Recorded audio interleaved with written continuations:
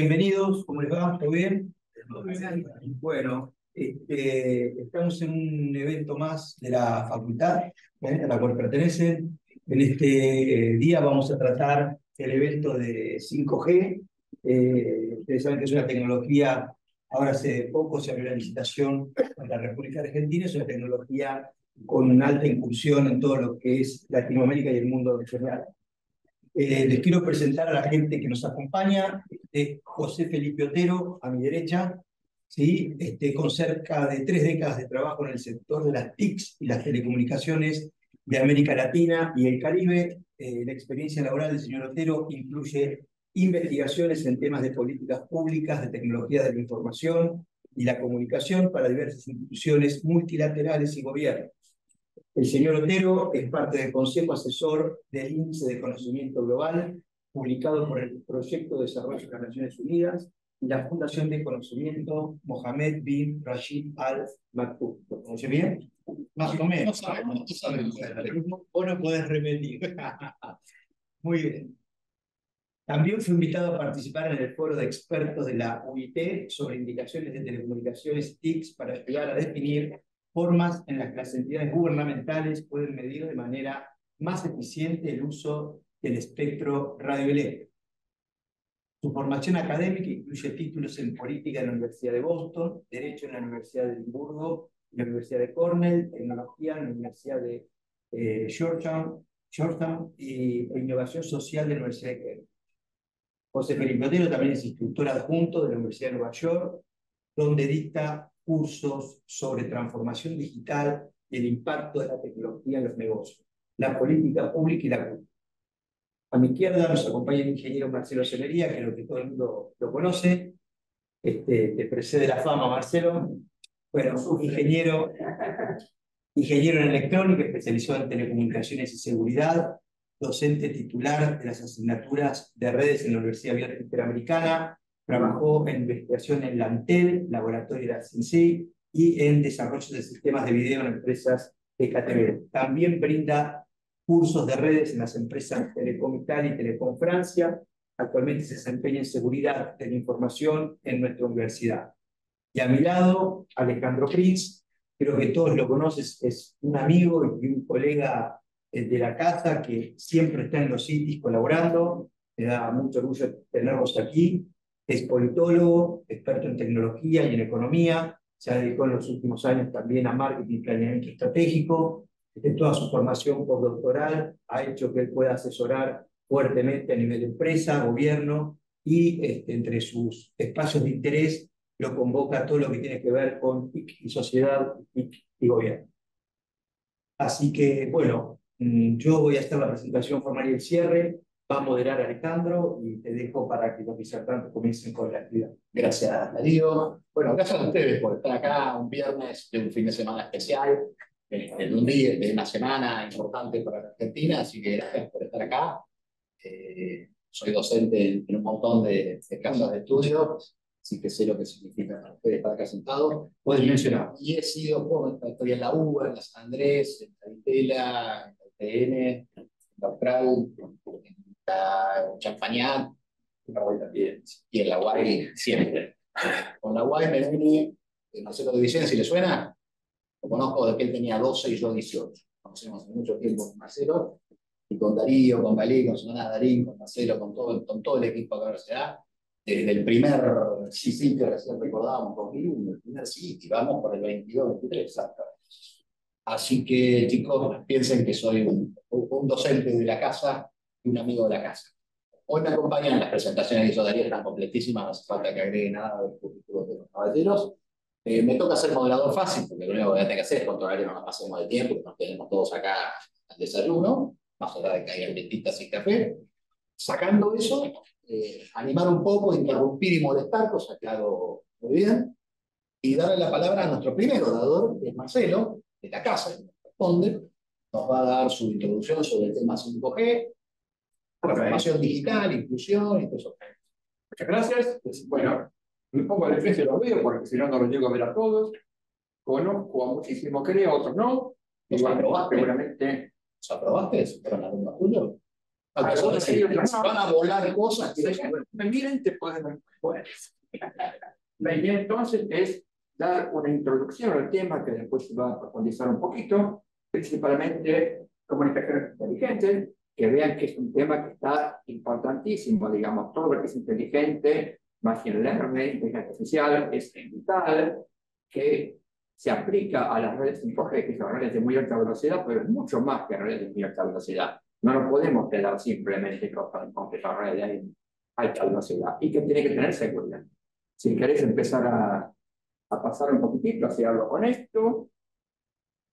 El PowerPoint es simplemente una guía para que nos podamos entender. Después, si lo quieren pedir, que sirve para algo, fenómeno.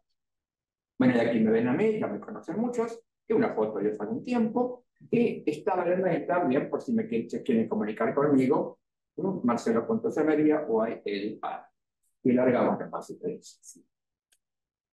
Bueno, primeramente tenemos que pensar, como les dije antes, el problema que hay, que es que cada día estamos más dependientes nosotros de las redes, más dependientes de la tecnología informática. Es muy útil, viene muy bueno poder tener ayuda, pero nos da algún problema. ¿Por qué? La tecnología es cada vez mucho más compleja, por lo tanto, cada vez podemos tener más riesgos en la seguridad. Y el problema es que nos hace falta automatizar para que la seguridad se pueda solucionar rápido, o sea, hace falta machine learning para personar, y hace falta ciberseguridad para que no nos venga en contra. Cuando aparecieron las redes de quinta generación, el problema tomó otro cariño, porque las redes de quinta generación admiten muchísimas máquinas conectadas, admiten otra interacción distinta, como espero poder mostrar enseguida, lo cual aumenta mucho la utilidad, pero al mismo tiempo el riesgo que tenemos que enfrentarnos con la ciberseguridad. ¿Cuál sería? Sí, eso es el Ese, ok. Bueno, ¿qué buscamos entonces? Buscamos tener servicios integrados. Lo que nos importa a nosotros como usuarios son los servicios que las redes nos pueden dar. Lo que nos interesa es ver qué podemos hacer. ¿Qué podemos hacer con tranquilidad? ¿Qué podemos hacer entrando a nuestras máquinas, usando nuestras redes, con la tranquilidad que necesitamos? Porque si tenemos que andar cuidando, no hacer esto, no hacer lo otro, es más que una ayuda, es un inconveniente. Y tenemos que tener además buena calidad de comunicación. Todo ello es lo que se buscaría y todo lo que hay que juntar en un solo paquete que nos dé alta velocidad, que nos dé facilidad para manejo y que al mismo tiempo nos dé seguridad arriba de todo para no tener problemas. Entonces, dado que lo que vamos a ver o charlar hoy es esto, no sé si todos saben lo que es cada uno de los temas de ahí, machine learning, ciberseguridad y 5G, así que voy a dar primeramente una brevísima intro a cada uno de ellos para que después podamos entender bien de qué estamos hablando cada uno.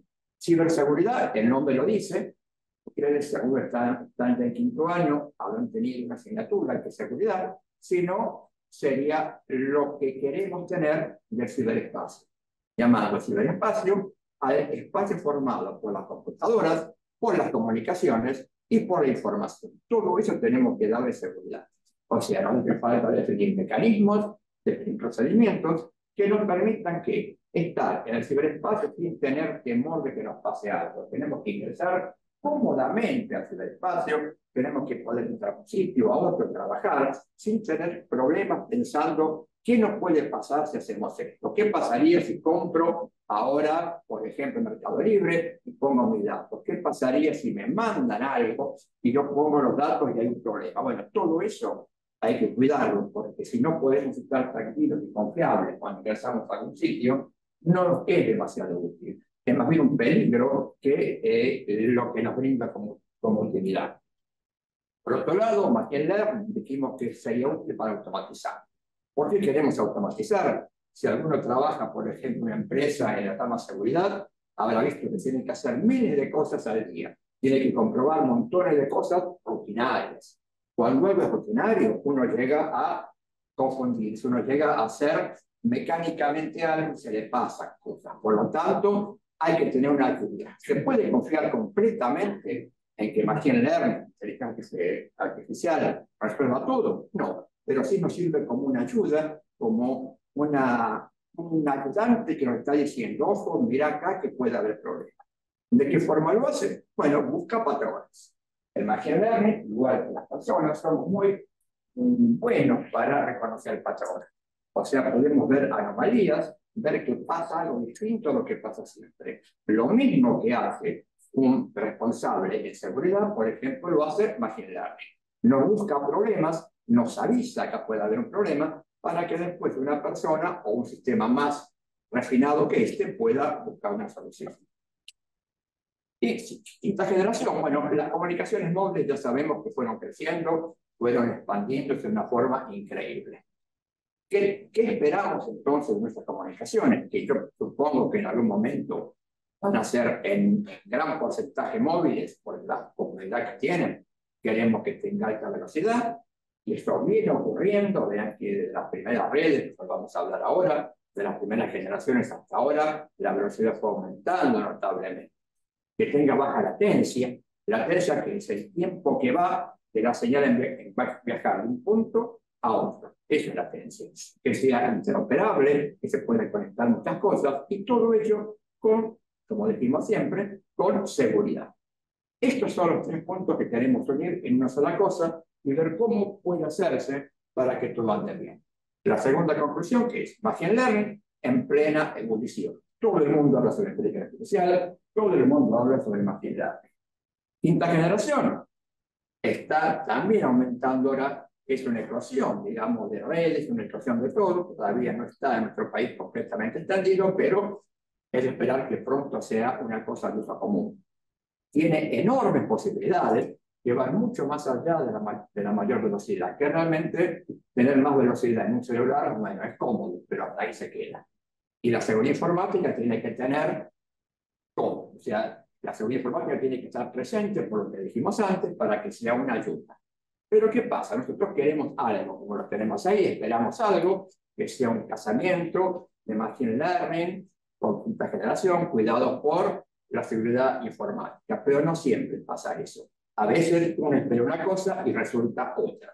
¿A qué viene esto? Que hay que tener mucho cuidado y pensar también en los problemas que nos puede traer cuando nos tiramos de cabeza a algo que ahora está creciendo enormemente y por lo tanto tiene todos los problemas que las cosas comentan rápidamente tienen. Y para hacer un recorrido, vamos a hacer un recorrido histórico, que siempre presenta primero algo histórico, que puede ser medio pesado a veces, pero que nos ayuda a ver a dónde estamos y por qué estamos acá.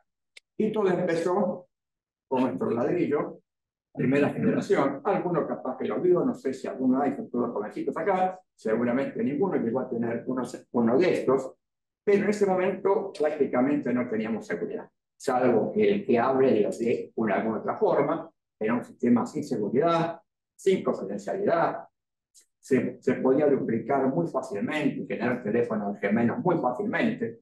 Las tecnologías las tenemos ahí, pero no dicen mucho.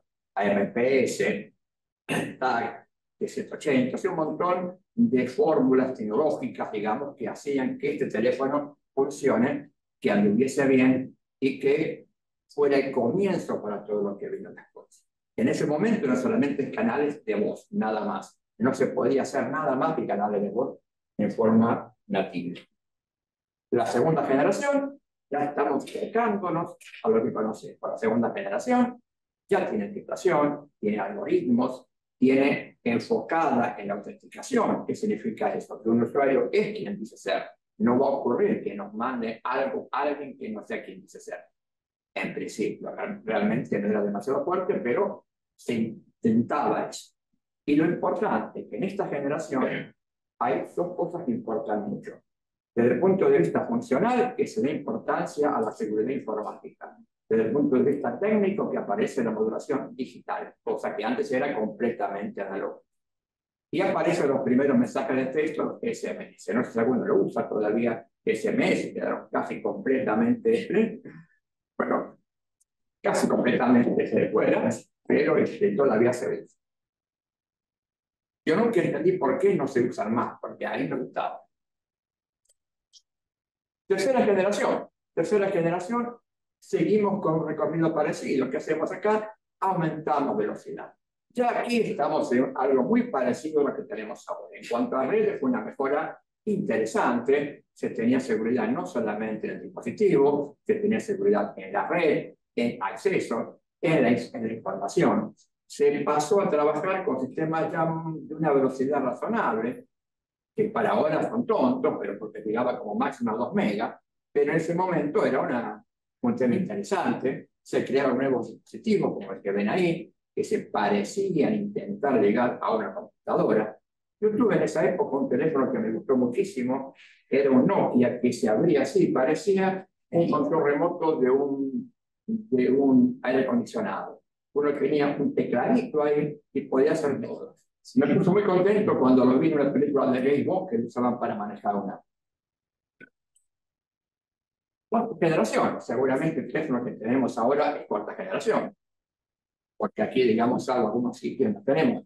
Ahí tenemos muy alta velocidad o alta velocidad, tenemos un video de alta definición y tenemos una teoría, unos principios técnicos interesantes, que son el LTE, el MIMO.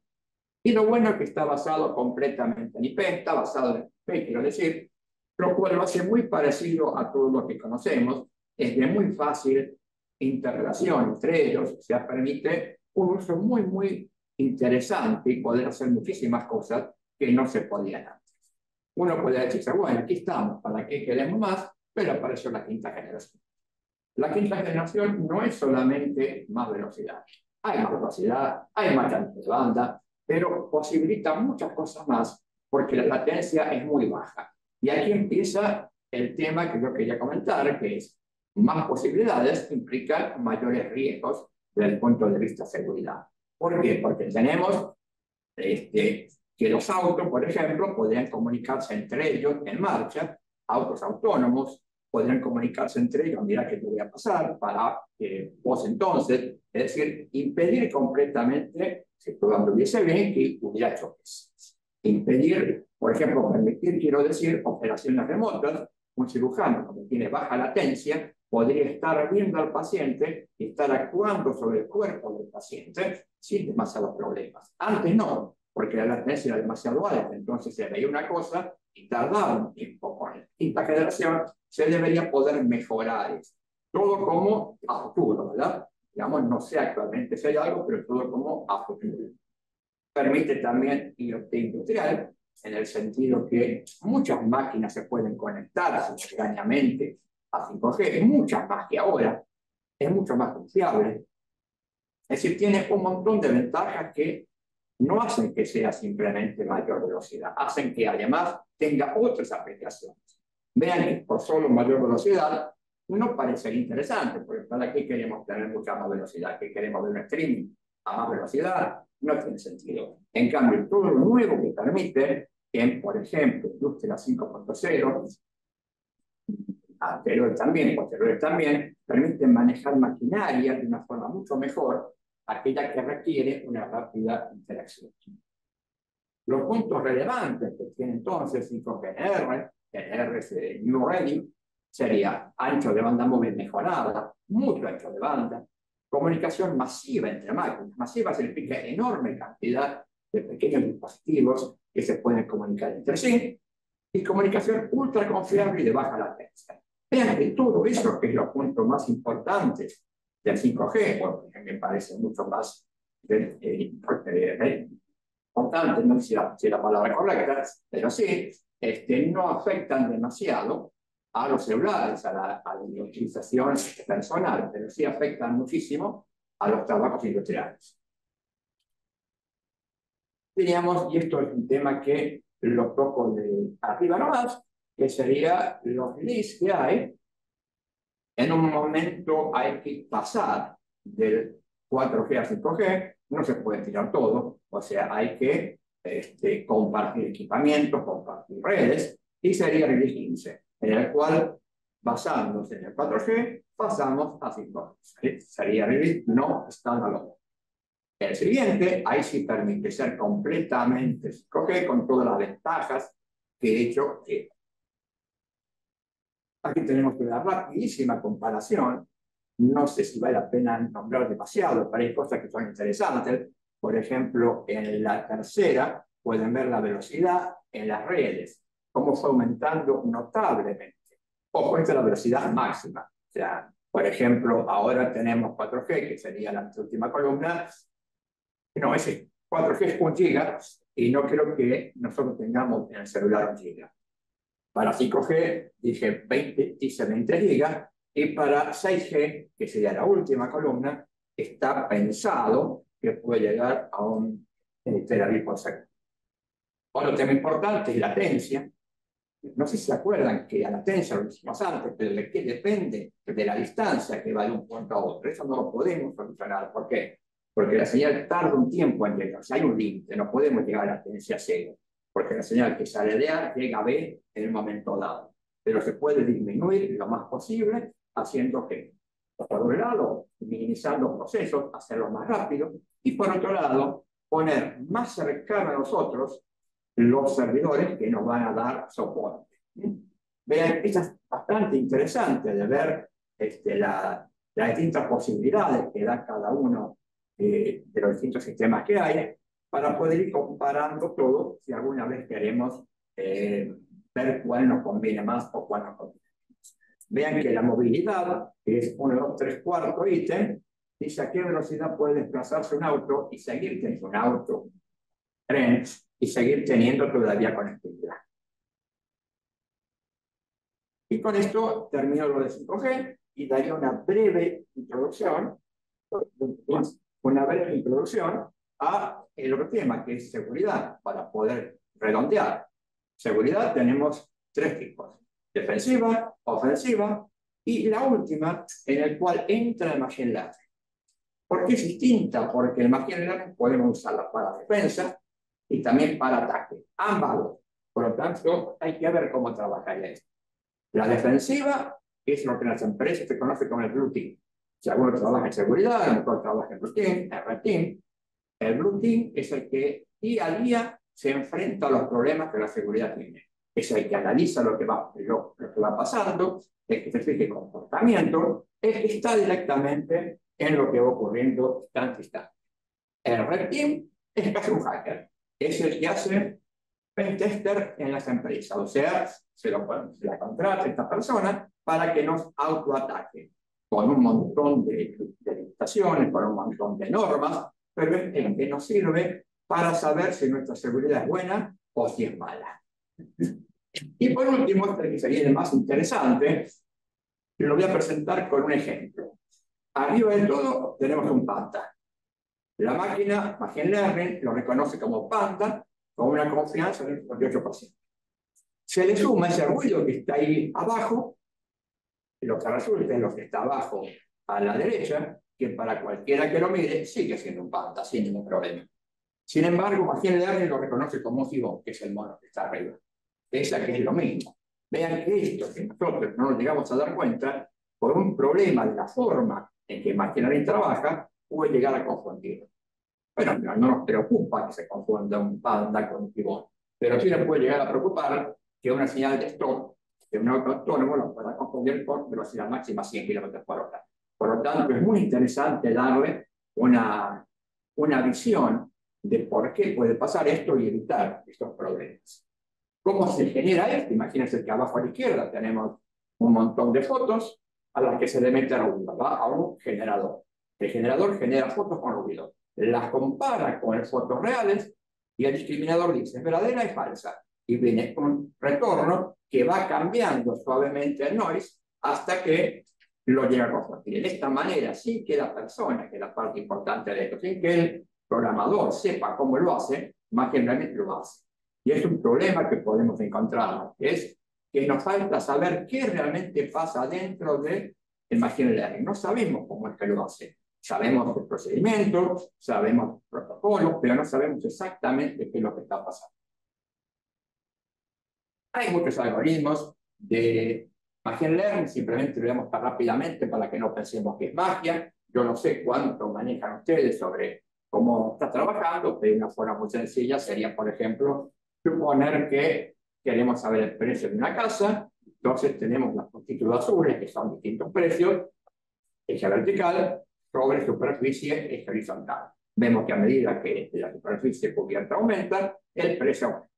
Pero como no es únicamente de la superficie que se afectan los costos, tiene que haber otro eje, por ejemplo, antigüedad, otro eje que puede ser quién vivió antes, otro eje que es el barrio en el que está. Es decir, tenemos algo así y sacamos un valor intermedio y en base a datos, el Machine Learning elabora una predicción. Vean que Machine Learning en definitiva que hace, toma datos, de esos datos saca una conclusión y esa es la que ofrece como solución. O sea, se basa en los datos. Por lo tanto, si se atacan los datos, estamos en serios problemas. Por eso, si antes atacamos la forma en que se pone un cartel de stock, le damos datos equivocados, el auto va a responder mal y va a haber un problema. Hay muchas posibilidades. Es importantísimo acá tener un dataset adecuado. Un dataset es a dónde están los datos, se pagan esos datasets, pero hay algunos gratuitos, como hacer eso. Si alguno quiere empezar a jugar un poquito, es muy recomendable que entre acá, porque son muy lindos de ver, muy interesantes para ver. Aplicaciones, entonces, tenemos que integrarlo todo junto. ¿Cómo damos seguridad a 5G? Bueno, tenemos que dar seguridad desde el diseño.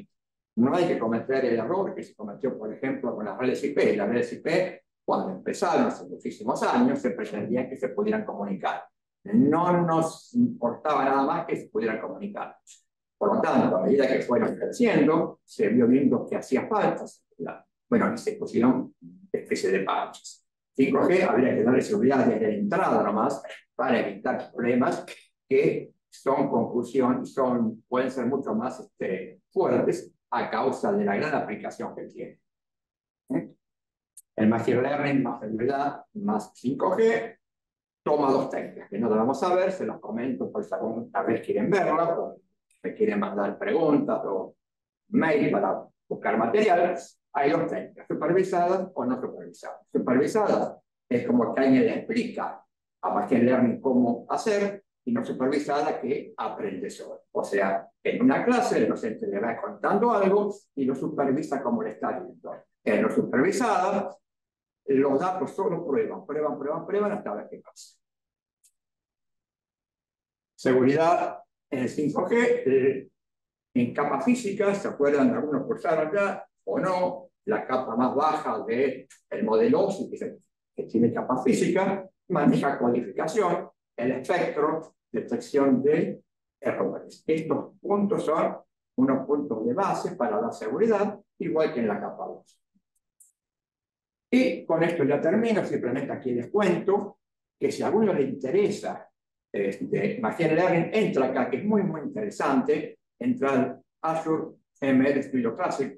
Ahí tienen una explicación muy sencilla y visual de cómo armar Machine Learning para redes, por ejemplo, para 5G, por ejemplo. Van a ver un esquema así, en el cual simplemente arrastrando módulos, les va diciendo paso a paso cómo armar. Y en 10 minutos, 15 minutos, pueden darse una idea de cómo funciona Machine Learning. No va a ser una cosa aplicable, nada para poder armar algo, pero sí para entender cómo funciona. Yo cuando lo vi por primera vez me resultó extremadamente útil, extremadamente lindo, porque lo pasé de algo que era leído en un papel o haber escrito, tenerlo que escribir con Python, a una cosa que era simplemente arrastrar y pegar, arrastrar y pegar, arrastrar y pegar, lo que me resultó extremadamente útil. Lo van haciendo paso a paso todo, como estuve diciendo antes, hasta que se llega a un resultado final que da una curva ROC que nos da una idea de cuán bueno o cuán mala es un sistema. Cuanto más hacia arriba esté, mejor. Cuanto más vertical, peor. Y aquí dice que continuará porque esto es una evolución constante. Estamos constantemente mejorando las redes, mejorando la seguridad, mejorando inteligencia artificial, por lo cual, si uno se va quedando, bueno, puede engancharse cuando sea, porque lo que aprende lo va a tener que ir cambiando periódicamente y hay que estar siempre en el tema. Muchas gracias. Esto es mi presentación. Y entonces una preguntita. ¿Quiénes estudian la ingeniería, cualquier rama, sistema, electrónica o algo? Todo. Hasta nada, es verdad, no, yo es inmediente, Darío, una y así hacer un poco de ejercicio. Bueno, tuvimos una linda introducción desde el punto de vista académico, tuvimos marco teórico, tuvimos glosario, tuvimos una revisión histórica, este pensamiento para ver el estado del arte, por dónde va a agarrar mi amigo José el tema 5G. Pensé que tengo 3 horas, ¿verdad? Tenés 3 horas, sí. Ellos no, pero vos sí. Imagino que todo el mundo quiere escucharme 3 horas un viernes antes para ir al fin de semana, ¿verdad? Antes, ¿quién está estudiando sistemas? Sistemas también, son todos. Ah, son todos. Ok. Perfecto. ¿Alguien que no tenga teléfono 4G? Perfecto. Vamos a hablar de lo técnico. Muy bien. Soy José Otero, yo llevo haciendo esto más o menos unos 10 años en términos 5 de América, llevo otros 20 años trabajando en toda América Latina y el Caribe, haciendo consultoría y proyectos y en otras regiones del mundo. Y lo que voy a dar es un pantallazo de más o menos qué significa toda esa tecnología que acabamos de escuchar. Vamos a ver qué realmente significa que están implementando, están utilizando ese 5G para que sí tenga un impacto en la vida de todos nosotros. ¿Cuántos de ustedes han usado ChatGPT? Sí. Llegado. ¿Cuánto lo han usado para la tarea de la escuela? Nadie, ¿verdad? Tantas que son, ¿no? Mira, estas son las empresas que son parte de 5 de América. Como ustedes pueden ver, tengo representantes que van de Canadá hasta Tierra del Fuego, de todos los puntos del ecosistema de telecomunicaciones. Nosotros no hacemos lobby, solamente hablamos y damos información técnica a los distintos gobiernos u otros actores para que sepan qué necesita un país o una localidad para que cuando pongamos esa infraestructura de telecomunicaciones sí funcione. Y operamos en consenso. En otras palabras, si hay algún debate entre empresas, no nos metemos en ese tema. Y eso es sumamente importante, porque cuando cometemos el error de que cada vez que estamos hablando de tecnología, de telecomunicaciones, de todos estos cambios que nos van a ocurrir, nos olvidamos de cosas que son muy necesarias. Por ejemplo, esa infraestructura civil que tenemos que tener para que la tecnología funcione. Por ejemplo, uno de los temas que la gente no escucha cuando o no piensa o no se da cuenta es que, ok, cuando estamos con 5G vamos a tener una mejora en la eficiencia del uso de energía del 80 y 90%. Sin embargo, cuando estamos utilizando esa frecuencia media como el 3.5 que se acaba de subastar en la Argentina y eventualmente manda muchísimo más alta, 10 GHz, 12 GHz, 28, 26 GHz, que se están utilizando ya en América Latina, y mucho más alta, vamos a tener un crecimiento exponencial en el número de antenas que te van a llevar, por ejemplo, a Estados Unidos a 2026 a tener un incremento en el uso de energía entre un 150 y un 170%. A 2030 estamos hablando de 200 y 300% en ese consumo de energía. Ahora, cuando tenemos una realidad en distintas provincias, tenemos apagones constantes, entonces empecemos a pensar cómo es que vamos a tener esa transformación digital que nos está prometiendo 5G, 6G y otras tecnologías cuando no vamos a poder tenerlas prendidas. Aquí empezamos a cambiar la forma en que vamos a hacer ese despliegue de la tecnología y cómo la vamos a estar utilizando. Y esto sin contar el marco normativo, cuál es el nivel de inversión que podemos tener y la capacidad de traer equipos a donde yo estoy. No estoy hablando de la ciudad, estoy hablando del campo, de las zonas remotas, de todos aquellos lugares.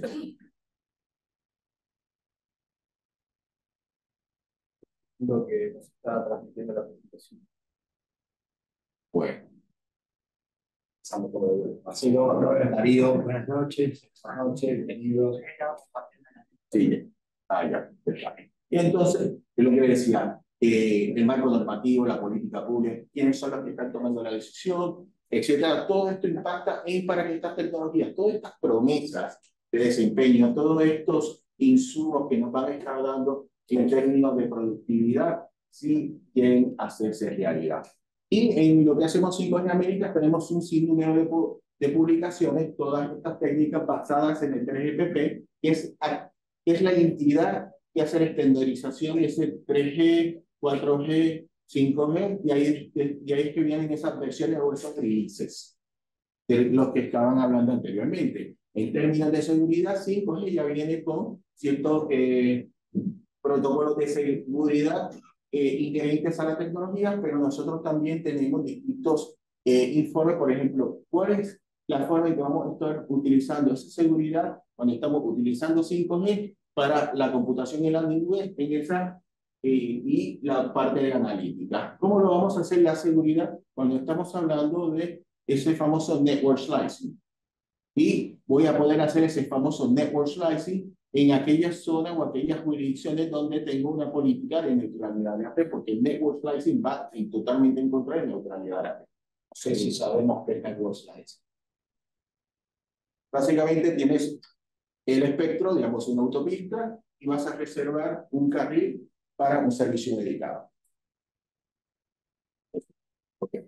Entonces, y como pueden ver, ahí van a ver, digamos, P2H, esas son soluciones para vehículos autónomos.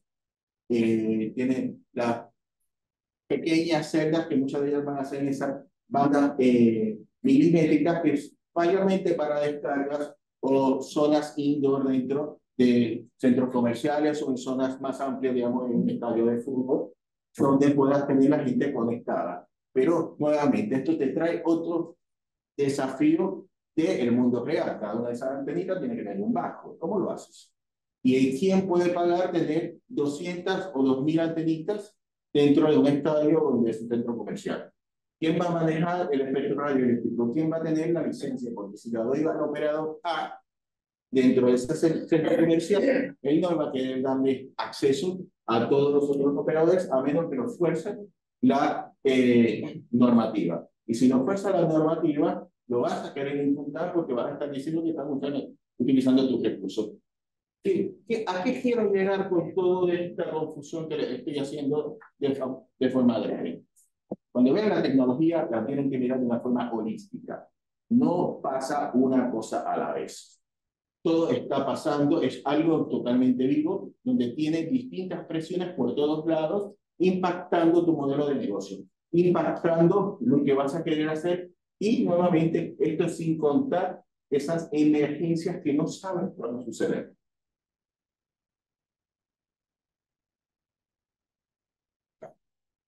Y no pasa.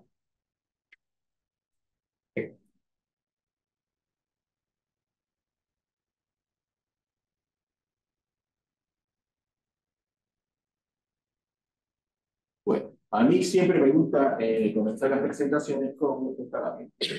Porque cuando estamos hablando de esas maravillas que me da la cuarta generación, que me da la quinta generación, usualmente nos olvidamos que vivimos en América Latina. En América Latina tenemos una tercera parte de la población a nivel regional bajo niveles de pobreza. Un 12% en pobreza extrema. Hay países como Uruguay donde los niveles son más bajos. Hay países como México donde los niveles son más altos. Entonces, y esto tiene un impacto inmediato y directo en ese poder adquisitivo y en cuán rápido tú vas a poder hacer esa adopción a nivel masivo de la tecnología. Pero también tenemos, según la Organización Internacional del Trabajo, que hay una gran cantidad de personas en algunos países, en zonas rurales, que son las menos conectadas, que llega a un 90-95% que están en trabajos informales. O sea, eso tiene un impacto directo en la productividad, eso tiene un impacto directo en el poder adquisitivo. Y esto es cuando estamos hablando de esa transformación digital para ayudar a conectar a los desconectados, a facilitarles la vida, a ofrecerles servicios, etcétera. Y luego, obviamente, hay que entender que vivimos en la zona más urbanizada del planeta. En otras palabras, tenemos alrededor de un 82-83% de las personas en América Latina que están viviendo en ciudades. En otras palabras, cuando escuchas a las empresas decirte, tengo un 60, un 70, un 80% de la población cubierta con la nueva tecnología, muchas veces lo que nos están diciendo, bueno, cubrir las 10 ciudades más grandes del país. Entonces, es conectar a ese remanente lo que es complicado.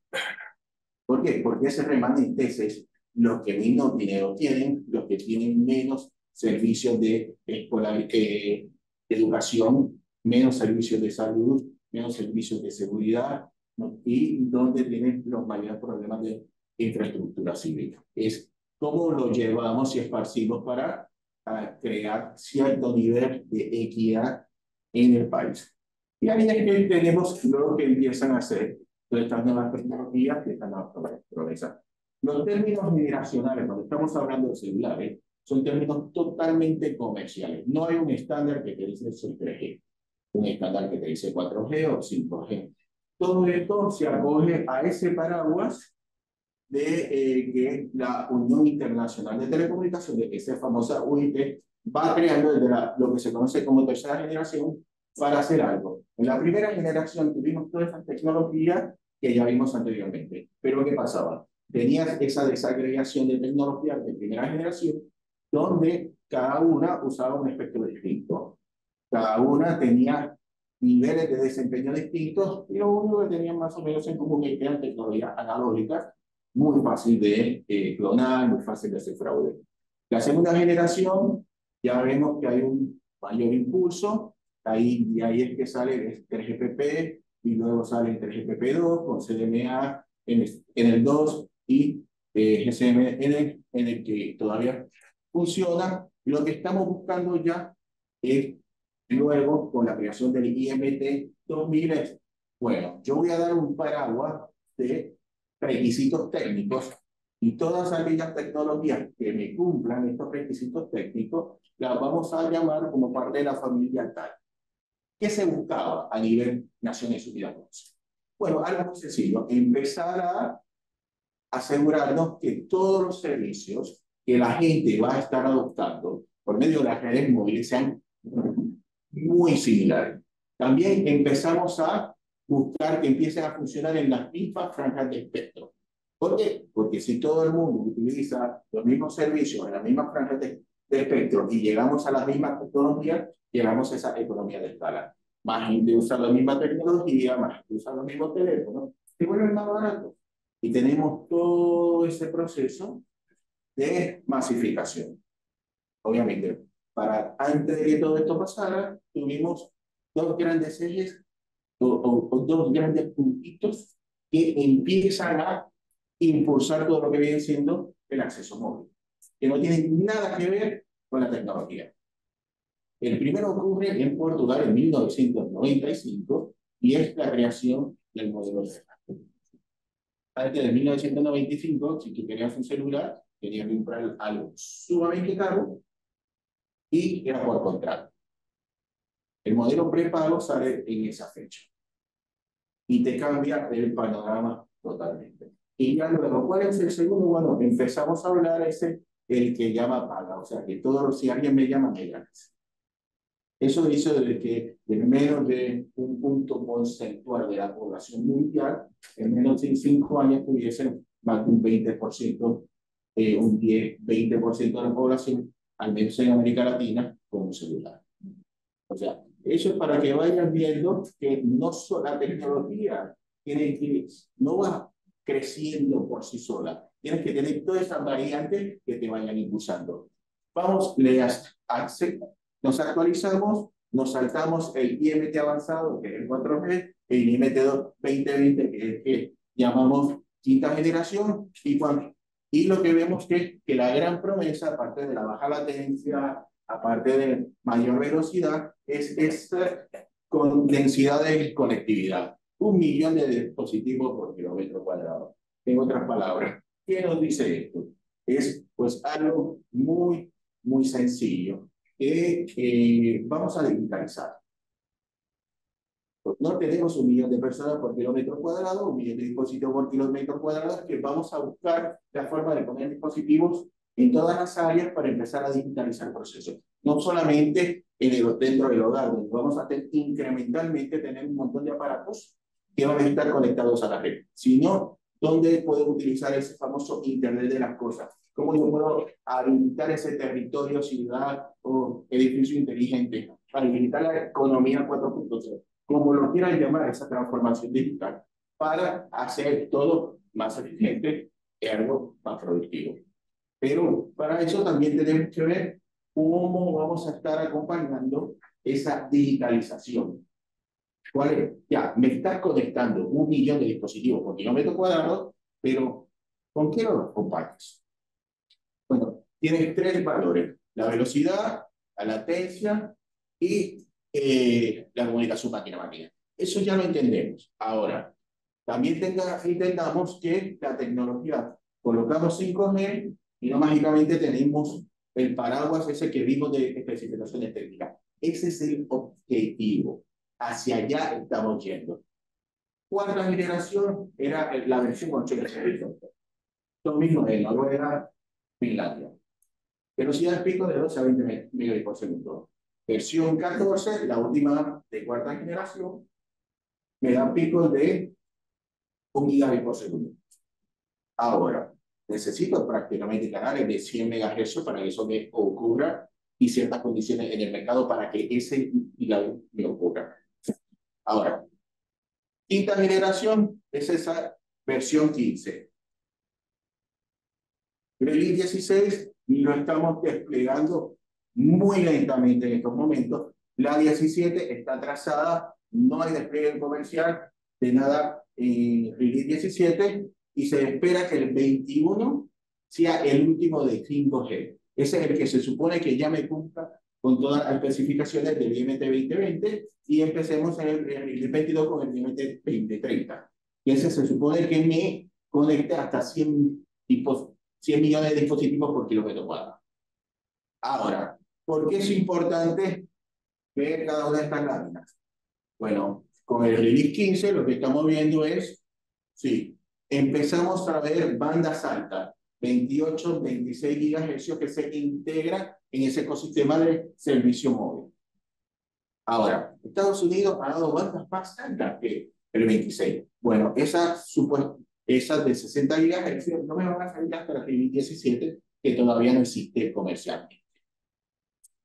El Release 17 tampoco tiene ese acceso de backhaul integrado, que es básicamente si me voy a la Patagonia y no tengo dinero para estar poniendo fibra óptica por todos lados, porque hasta no me la quiere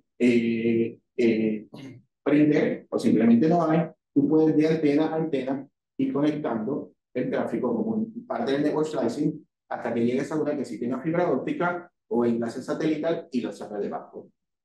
Eso no existe hasta la versión 17. Lo que sí vas a tener en la versión 16 es una bajada en términos de latencia que te va a estar permitiendo esos vehículos autónomos. Cuando piensen ustedes en vehículos autónomos, olvídense de los carros en la autopista. Van a pasar décadas para que eso se haga realidad. ¿Por qué? Porque aparte de que tienen los vehículos autónomos, tienes que tener las condiciones en autopistas y carreteras para que funcionen. Es carísimo hacer esas implementaciones, aparte de que, imagínense que el vehículo autónomo, ahí todo tranquilito, y vienen dos y le cruzan así, como hace en Arizona y un accidente. Cuando estamos hablando del crecimiento de vehículos autónomos, y estamos hablando, pensemos en robots, pensemos en puertos, en aeropuertos, y en otras localidades donde tienes funciones repetitivas, donde las máquinas se van a poder mover y hacer las mismas funciones siempre. Y eso es lo que está sucediendo en estos momentos en muchísimas partes del mundo, y por eso estamos hablando de esas implementaciones. Ya el incremento de IoT, dependiendo si lo hace sector corporativo o sector ya para servicio a la mayor de la población, ahí es que tiene el masivo, industrial, etcétera. Y obviamente cada nueva versión te va a ser muchísimo más eficiente al momento de estar utilizando el efecto radioeléctrico. Esto es lo que tenemos en el mundo en estos momentos. En América Latina tenemos 28 empresas que han anunciado que tienen red comercial de 5G.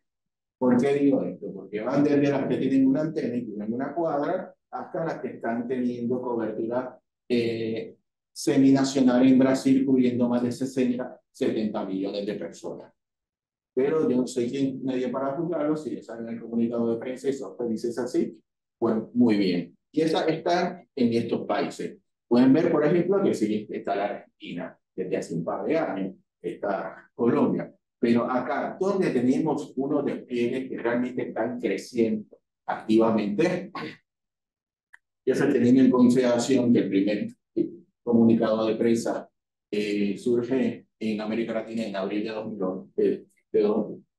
2019, tercer operador a nivel mundial anunciando, pues en Uruguay, pues donde tenemos crecimiento activo de 5G. Brasil, que según la consultora Telecom, termina el año con más de 20 millones. Chile, donde ya alrededor de un 15-20% de la población tiene acceso a 5G. República Dominicana, donde la cobertura poblacional de las redes supera un 60%. Puerto Rico, donde desde 2021 más del 80% del tráfico de un solo operador ya se va cursando por redes de 5G. Y a un nivel un poco menos, Perú, México y Guatemala.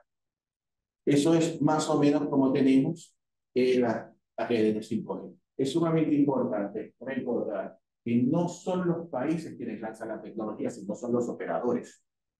Y por eso es que los operadores tienen que saber exactamente cuál es su mercado potencial, cuál es su modelo de negocio, cuáles son las regiones donde se justifica ese lanzamiento, por qué el lanzamiento, para qué y para quién.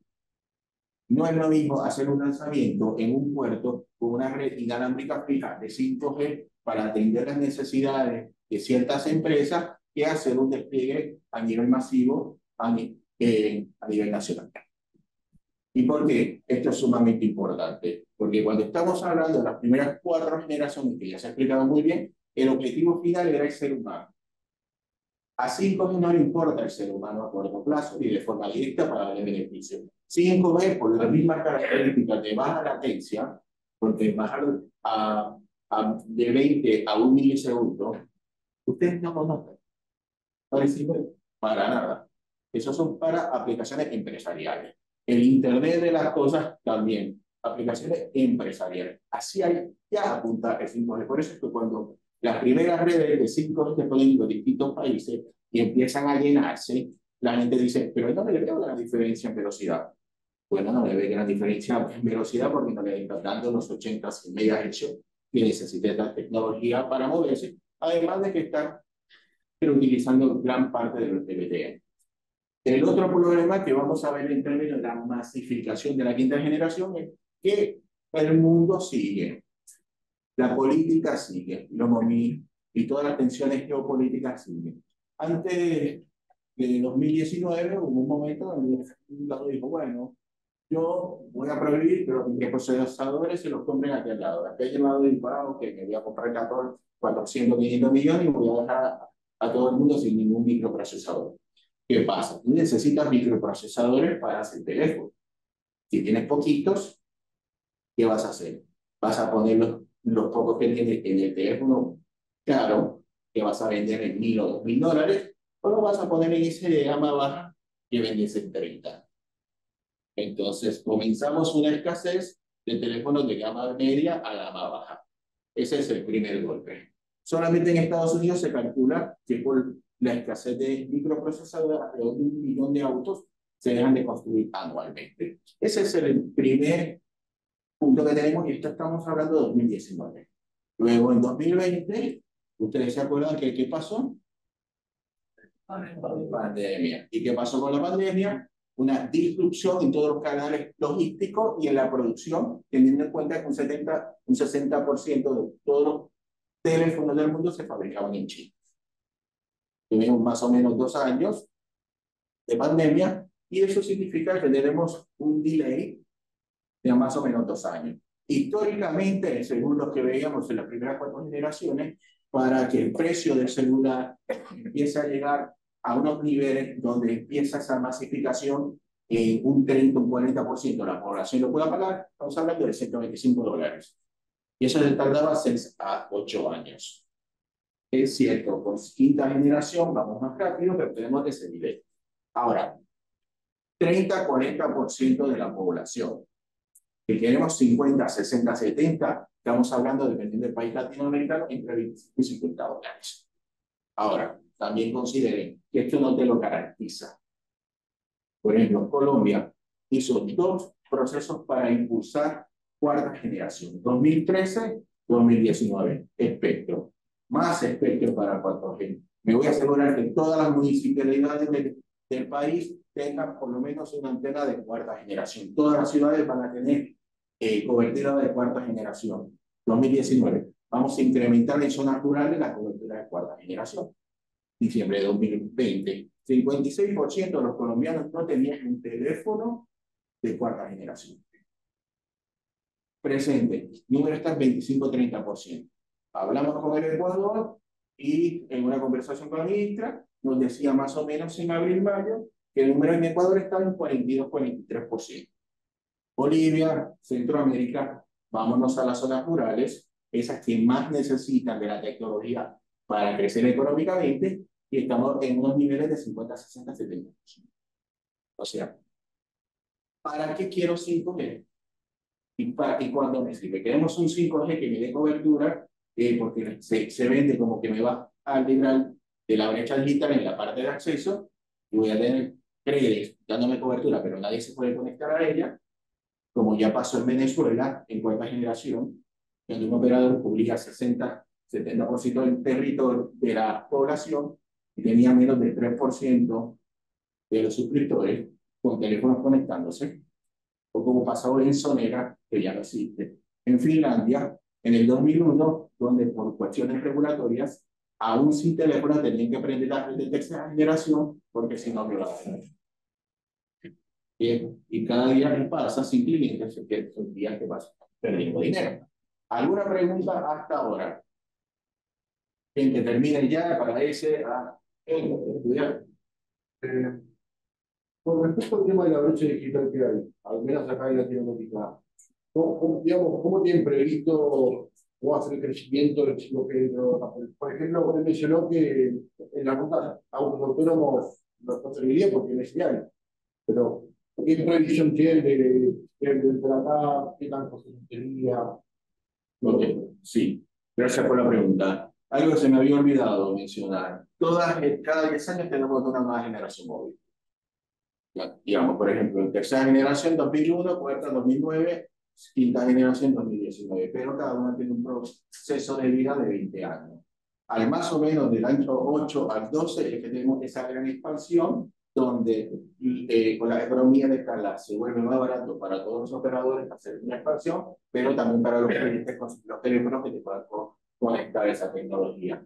Por eso, cuando estás en ese punto dulce, es que vale la pena hacer esa expansión. En estos momentos, si tú vas expandiendo con la versión 14 del LTE LTE Pro en zonas rurales, le va a estar dando la oportunidad a las personas, si le da suficiente espectro, de conectarse a velocidades superiores a 200 megabits por segundo con picos mucho más altos.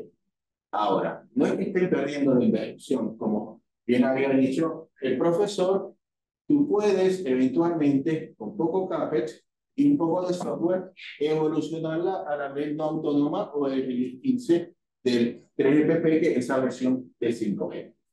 La misma infraestructura, la mejora y pasa a otra generación. Por eso es, si quieren ahora, también puedes utilizar 5G para llevar de backhaul en zonas rurales para soportar mejor, pero a usuarios finales usando otras tecnologías, porque el problema aquí no es cobertura, es accesibilidad a ese dispositivo. Y cuando hablamos de brecha digital, yo te respondo, ¿cuál de todas? Porque hay que hablar de brecha digital, porque aún teniendo 3 personas teléfonos para conectarse, y son teléfonos de distintas, de cuarta generación, de distintos años, cada uno va a tener una capacidad distinta para guardar aplicaciones, velocidades distintas para acceder a las mismas, y no vas a tener la misma experiencia como usuario final al momento de utilizarlo. En algunos vas a poder hacer cosas que en otros no. En el antes de la versión 10, ese release 10, no tenías la agregación de portadoras. La agregación de portadoras te permite en distintas frecuencias virtualmente hacer como que no son un solo canal. En otras palabras, saltaste la versión 8, la 9, tenía velocidades bastante bajas, menos de 50 megabits. Una vez empiezas a hacer esa agregación de portadoras y virtualmente empiezas a hacer canales mucho más amplios, empiezas a experimentar 80 megabits por segundo, 100 megabits por segundo. Tienes 2 teléfonos LTE, pero con capacidades completamente distintas al momento de su desempeño. Y otra cosa que hay que ver es, como los teléfonos son más caros, la tasa de reemplazo se vuelve más larga. Entonces tenemos ese fenómeno donde vamos a cambiar el teléfono con el mismo principio que cambias el modem Wi-Fi que tengo en mi casa, cuando se me rompa. o cuando me lo roben, o cuando lo quiera, o cuando, etcétera. Pero eso es muy fácil. Entonces, todo eso, todo esto que estoy hablando son las condiciones que tienen que, son algunas de las variables que toman los operadores al momento de estar haciendo ese lanzamiento de red, también las empresas públicas y privadas al momento de querer ofrecer el servicio, y si estamos hablando de todo lo que viene siendo IoT, también hay que considerar de esos dispositivos de IoT, cuántos me vienen en quinta generación y cuántos son todavía los que tengo disponibles en cuarta generación. La gran mayoría que están llegando todavía al mercado son de cuarta generación. ¿Y cuál es la gran promesa? Que va a ser crear un beneficio indirecto a todos ustedes. ¿Cuántos de ustedes juegan videojuegos? Aquel está como que no quiero, voy a ver. Está. Bueno, la gran promesa es que 5G eventualmente te va a bajar el costo de transmisión de datos en un 80%. ¿Qué significa eso? Bueno, esto me lo voy a saltar. No necesitan eso. Es que simplemente se vuelve en una plataforma catalítica en la adopción de todas esas aplicaciones datacéntricas.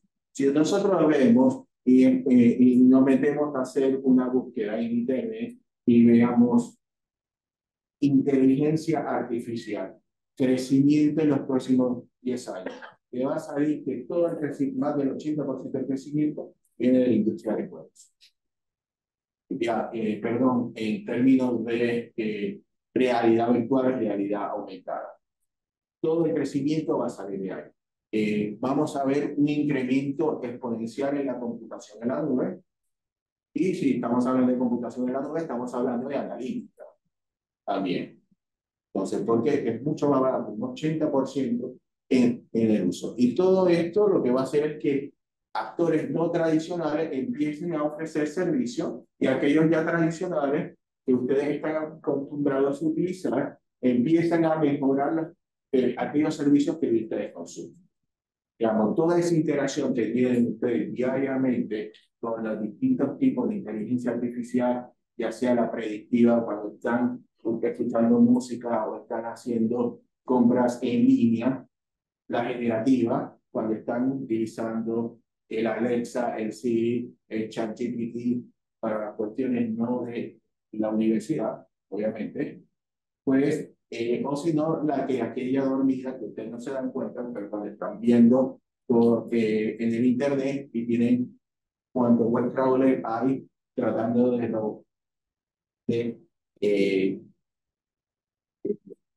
este, recoger toda la información de ustedes para entregarla. Ya. Eso es lo que vamos a ver, porque cada vez se va a volver muchísimo, muchísimo más barato.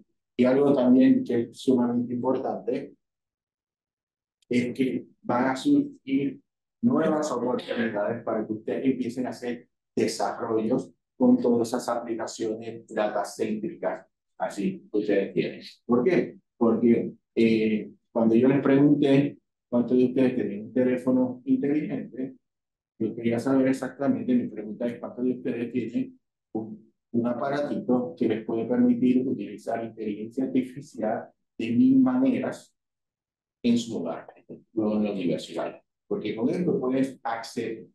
Estás utilizando más de 5 tipos de inteligencia artificial todos los días.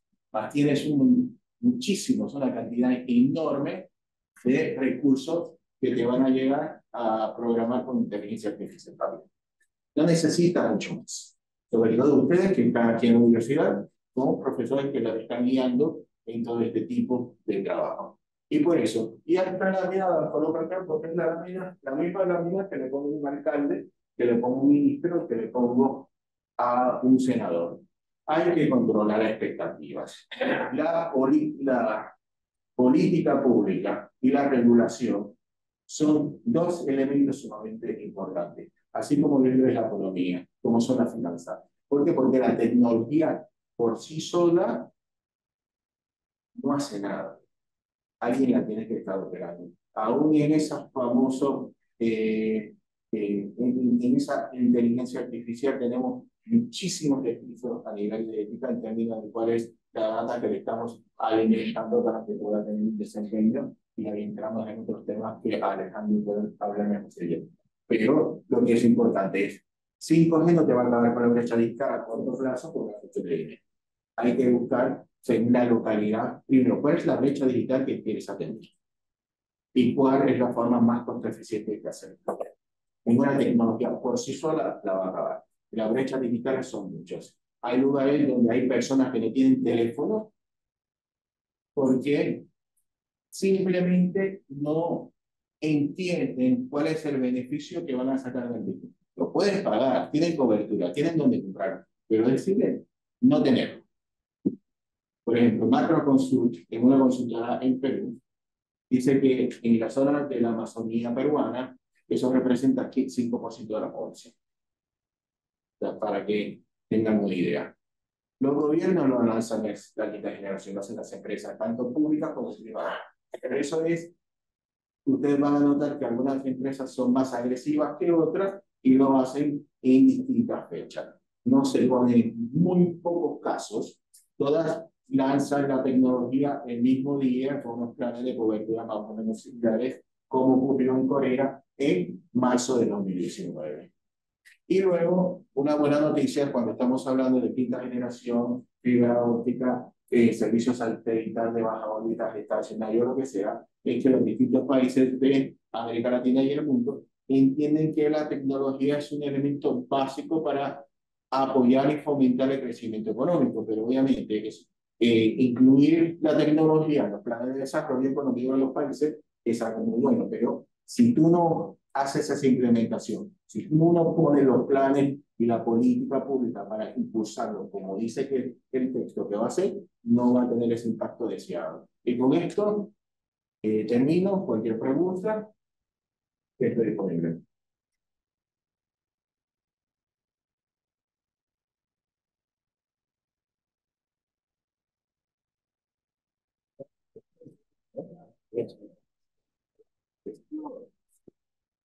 Me parece bien, son 20:43. Parece que tengamos 15 minutos para estar, ¿no? ¿Vamos? ¿Parece bien? Dice que sí. Dice que sí. Ahora necesito preguntas inteligentes. Ahí, ¿quién se pone? Y no pregunto, pero va a ser peor.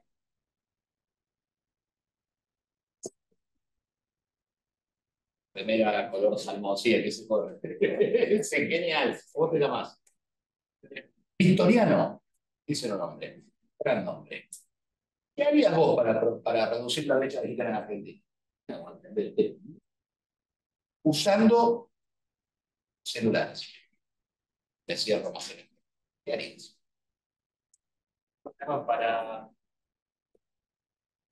Para que la gente se entere del tema, sí. Concientización, se entere de qué. ¿Qué les diría? Hay que leer. Claro, que aprendan a usar las nuevas tecnologías, ¿Para qué? puede ser en realidad para de todo un poco. No sé cómo. ¿Pero qué te parecería útil que la gente haga con su celular? Además de charlar. Pueden usarlo para estudiar y Va a haber usos, apropiaciones inteligentes, usos más productivos. Bueno, después, bueno, ¿te gusta la política de Victoriano? ¿Sí? Yo tengo una pregunta también. Papá. Ahí tiene pregunta. Dale. No, estás primero vos, Marcelo. Vamos Mi con. pregunta era cualquiera, ¿no? ¿Cómo le gustaría que fuera un celular? Pantalla más grande, más velocidad, ¿qué es lo que quisieran tener? Esto me sirve después, porque si uno quiere poner una empresa para venderla, ¿no? Pero ¿cómo le gustaría que fuera? ¿Qué quisiera que tengan? ¿Qué no tienen ahora? Mirá que estuviera la gente de Telefónica acá que con las ideas que recibirían. ¿Qué le gustaría? Y que dure más tiempo también, porque con el avance de la tecnología, como que tu teléfono siempre queda atrás, Esto es muy todo el tiempo salen teléfonos nuevos, No mejores. la batería, sino que el teléfono te dure. Sí, sí, que duren unos años más. Que puede hacer cambiar la parte, digamos, o le puede sacar la cámara y ponerle otro, le puede sacar una. Y sí, alguna manera que permita que no se despeje tan rápido el teléfono, porque realmente no sé, pasan 3 años y está vez los teléfonos nuevos y decís, mi cámara es un desastre, quiero sacar una foto, no veo nada y lo tengo que cambiar. Está viendo teléfonos ahora que le pueden cambiar las partes y leyes también que dicen que se pueden reparar, cosas que hasta ahora eran completamente herméticos, no lo puedes abrir ni nada. Claro. ¿no? Y yo creo que cambiando la parte van a gastar más. Van a estar comprando simbolitos como los accesorios, van a terminar gastando más. Ahí tiene la pregunta, y ahí estaba aquel que estaba antes. Dale, y después vos. Vimos que hablamos un poco de ciberseguridad con respecto al pasaje del tiempo, del 5G al 5G. A mí lo que me consultó que uno es, por ejemplo, cómo podemos luchar contra una de las brechas digitales más importantes, que es la desinformación, por ejemplo. Hoy por hoy es mucho más fácil tener la voz y hacer esa parte por teléfono, por ejemplo, o también queda la desinformación efectiva como el 2020 de pasar que enviaban torres de 5G diciendo que esparcían el COVID. ¿Cómo se les ocurre a ustedes que se podría, digamos, concientizar a la población que forma parte de esa brecha para obtener los beneficios de y cómo se podría, digamos, hacer defensa en base a eso? Yo lo que veía que la desinformación tiende a ser complicada ahora, porque con inteligencia artificial podés poner a una persona diciendo algo, esa persona ni siquiera lo dijo, y no hay forma prácticamente de que vos, al verlo, no sepas que Messi habla, por ejemplo, en otro idioma, o que una persona dice una cosa que no es. Es decir, el informar ahora está siendo muy, muy sencillo, lo cual es un desafío bastante importante para darnos cuenta de cómo se puede evitar eso. Lo que yo conozco hasta ahora es que hay estudios intentando hacerlo, pero están ahí, digamos, están ahí. O sea, no sé si vos, José, manejás el tema, pero yo lo que veo es que cada vez se complica más el diferenciar una fake news de una cosa real por la calidad que tiene. Es indistinguible prácticamente. Pasó hace poco en el tema de elecciones, que digamos, con inteligencia artificial hicieron un video de un candidato tomando cocaína, básicamente. Y el video era uno pesado sobre otro. Se lo cambió la cara, pero era indetectable lo de con un teléfono con mala calidad. También, ¿no? A través, digamos, de la ciberseguridad defensiva, ¿cómo se puede llegar a, digamos, prevenir ese tipo de... En la defensiva, mira, la forma que yo conozco para cuando trabajaba en liceo, lo que hacíamos era tomar el original y ver los frames. Cuando ves un salto en cada uno de los frames que tiene una grabación, ahí te puedes dar cuenta. Pero no es fácil diferenciarlo, no hay una forma. A lo mejor lo que sí se hace con materiales justamente, que al mismo tiempo que ataca, defiende también, el ver si es coherente con tu historia previa, con los datos previos. Cuando no es coherente con los datos previos, es lo mismo que se hace habitualmente. Cuando ves que una persona hizo esto, y de repente hace algo raro, ahí salta algo, podés ver que hay algún problema. Pero no conozco de una forma técnica real de poder diferenciar. Lo que puede hacer vos es ver que hay algo raro. Es algo raro, es lo que te dice, investiga lo más que puede lo que tiene. Voy a hacer meter un chascarrillo. Si Aristóteles estuviera vivo, le diría a él que el problema de la verdad o de lo falso es un tema de verosimilitud. A él le gustaba hablar de aquellas cosas que parecen verdad, ¿no? Muchas fake news prenden porque parecen mucho a la verdad que creemos que es, ¿no? Vos tenías una pregunta. No, pero vos querés responderla. Sí, el otro tema. Primero, el tema de ciberseguridad. Olvidamos que más del 80% de todos los problemas de ciberseguridad en el mundo no pasan porque me hackean directamente. La ingeniería social es algo que realmente es muy, muy importante. Y se hacen todas las capacitaciones del mundo en muchísimas empresas y alguien dice, bueno, me pongo identificación falsa, hago que estoy fumando, digo, por favor, aguántame la puerta y entro. Y le meto el virus de forma automática. Pero cuando nosotros estamos viendo esa ingeniería social, donde estamos apelando a nuestro carisma, a la buena onda de las distintas personas, por ahí es que empiezan la gran mayoría de los problemas de ciberseguridad. No es solamente un problema técnico, por eso la tecnología por sí sola no necesita ayuda. Y aún cuando está detrás y todo en términos de seguridad para que vean un ataque, tienes que tener alguien atrás. Eso, en el tema de inteligencia artificial, pues necesita también, aquí tendríamos que tener un cambio cultural en nuestro comportamiento, dejar de ser receptivo y empezar a ser un poquito proactivo. Primero, utilizando la lógica. ¿Cuáles son las oportunidades que un candidato salga grabado consumiendo cocaína? ¿Cuáles son las oportunidades de que otro candidato salga en tanga cantando Shakira? Entonces, te digo, como pasa en distintas partes, como pasa en distintas partes del mundo, digamos. No te cuesta nada revisar medios fidedignos para saber exactamente si lo que te están diciendo es cierto o no.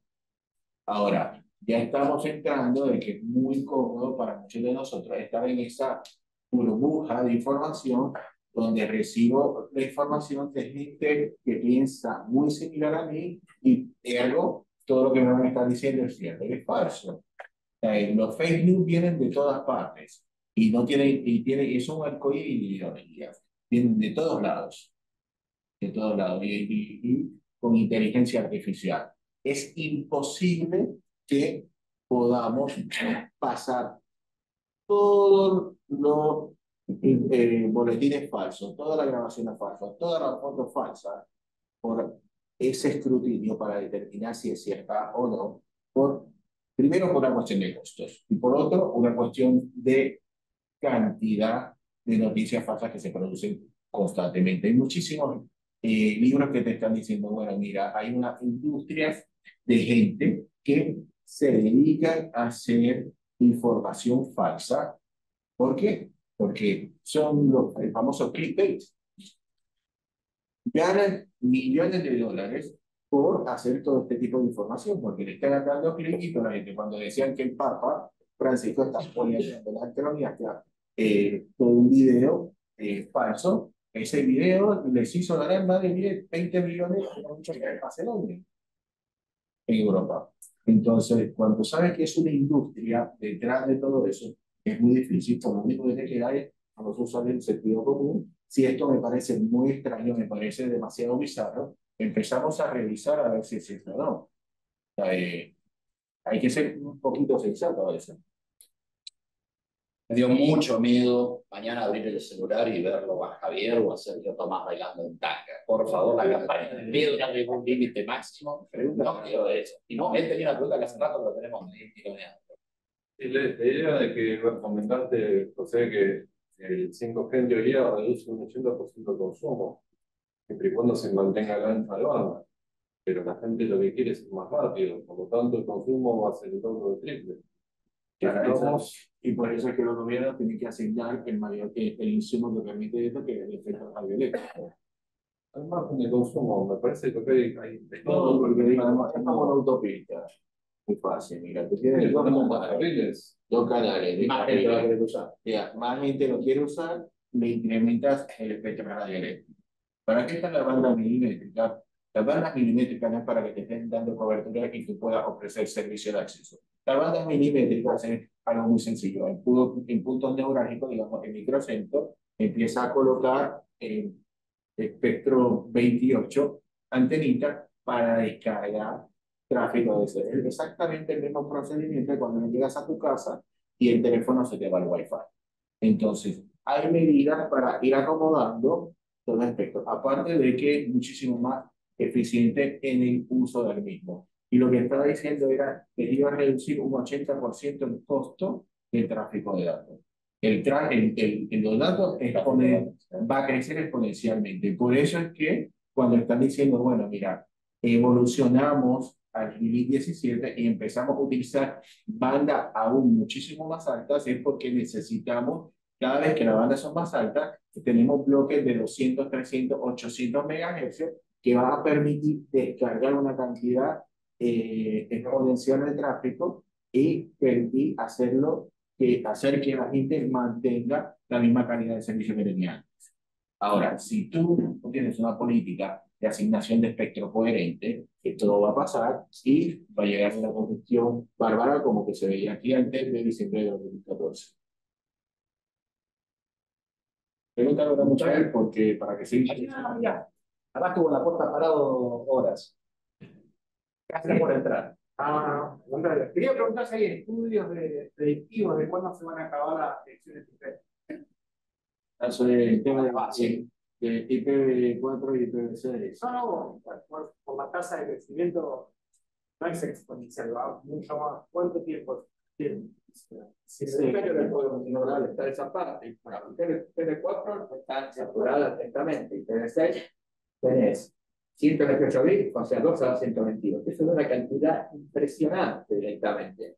Si vos pusieras un dispositivo con dirección IP por kilómetro cuadrado, podés tener un 6 a un 22 ceros en un kilómetro cuadrado. Una cantidad directamente absurda de tan grande que es. O sea, no hay... Habló de 100 de millones en un kilómetro cuadrado. No, eso es lo que dijo él, extinto. Era la cantidad de dispositivos conectados. Pero no se tiene a que cada dispositivo sea autónomo y no que esté en red. Es la idea del sistema, ¿no? La definición de autónomo y conectado ahí, o sea, dispositivos en lo que es, prácticamente que hablamos de un sensor. El sensor transmite a algún lado el dato que sensó, el dato que relevó. Digamos. No todo es una autonomía, digamos. Gran parte de las conexiones de IoT es un sensor que recoge la información y se la manda a otro lado. Edge Computing, Cloud, donde esté. Digamos, que tiene que transmitir.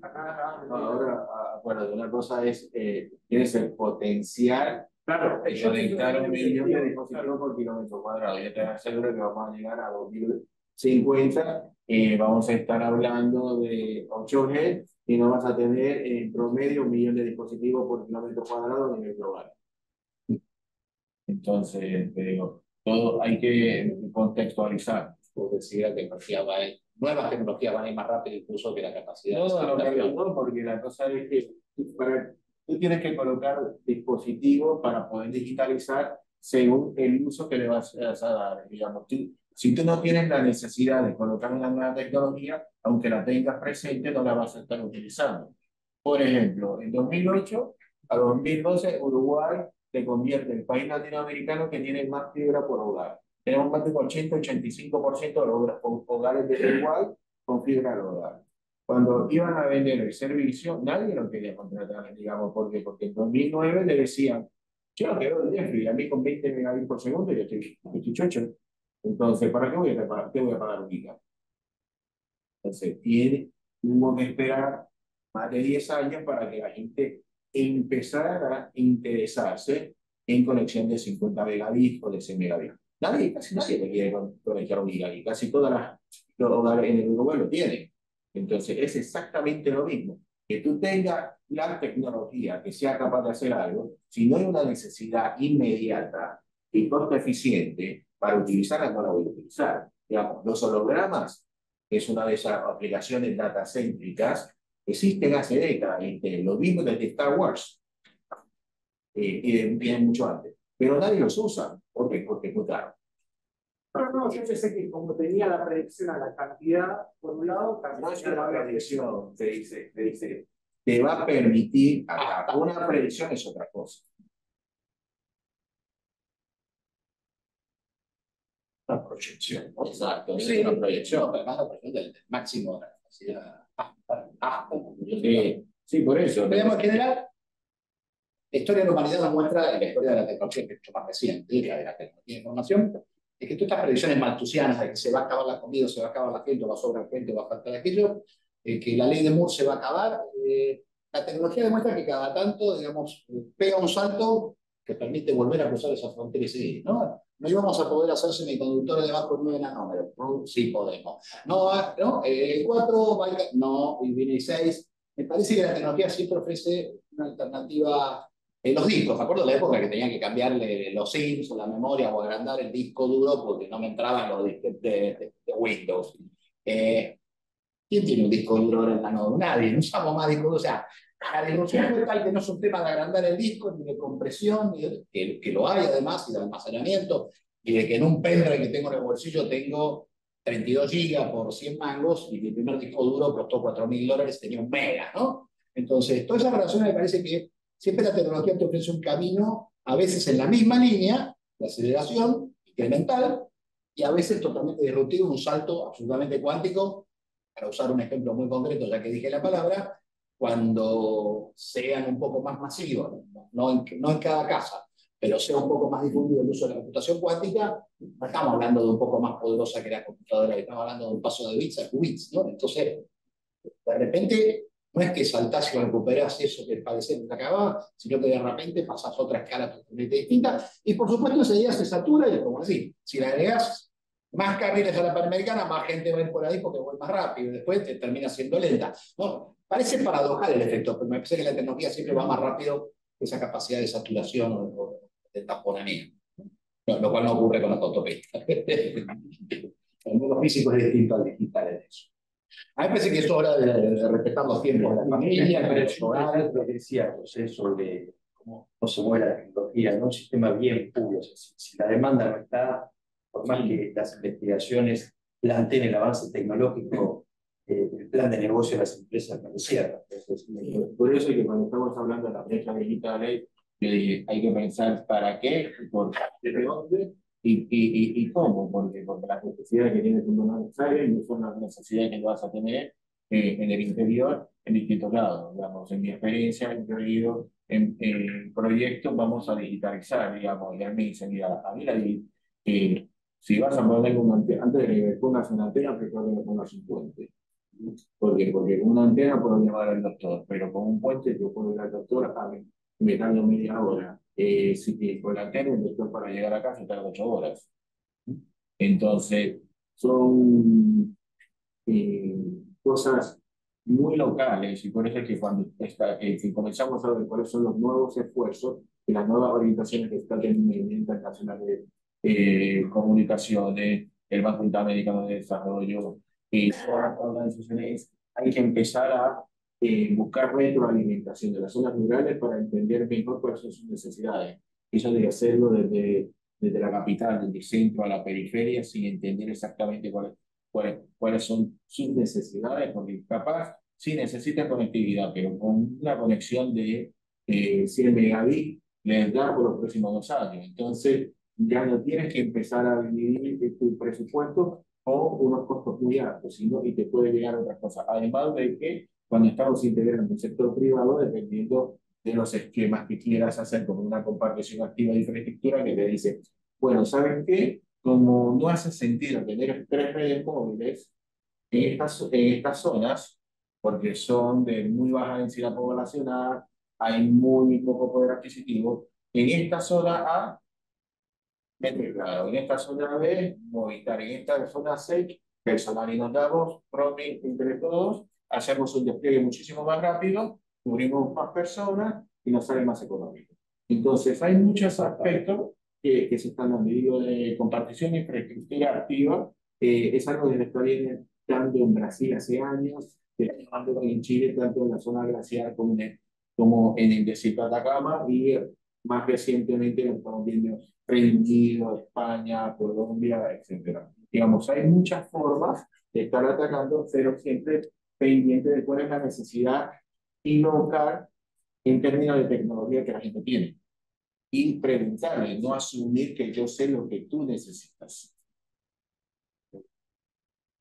Quietitos un segundo. Yo le voy a pedir a mi panera, a Marcelo, a Darío y a José, que me ayuden a aplaudir a nuestro público que ha estado acá.